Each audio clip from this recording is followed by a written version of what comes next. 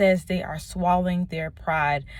This is more of like a kingdom marriage word. If you know God has called you to kingdom marriage, if he's called you to stand, if he's called you to stand for restoration of a broken relationship, of course, that leads to marriage, okay, God ordained. And also, I feel like this can apply to people who may have had experiences on their job with employment maybe, and they didn't appreciate you, they didn't value you, they took you for granted, they thought that you would never leave, they thought that you would always be just settling for less and accepting their crap, right? And you just finally woke up and said, you know what, I'm over this, I'm done with this. God is saying right now they're swallowing their pride. A lot of people have realized that, one, they made a mistake about you, and two, they're now seeing the people that they're supported are now the ones who are sabotaging their progress. A lot of people, a lot of prophetic voices, been talking about apologies are coming and, restoration and things like that. And some of y'all are probably wondering, when's it going to happen? I haven't received an apology. I haven't heard back. I haven't heard anything from anyone, right?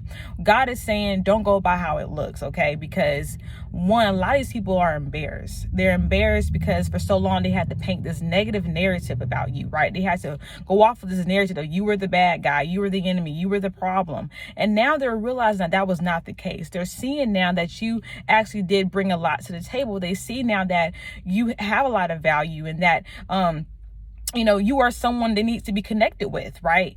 And they're seeing the people that they chose, who they supported, are the ones that are actually harming them, right? They're the ones who are actually hindering their growth and progress. They're bringing toxicity, they're promoting dysfunction.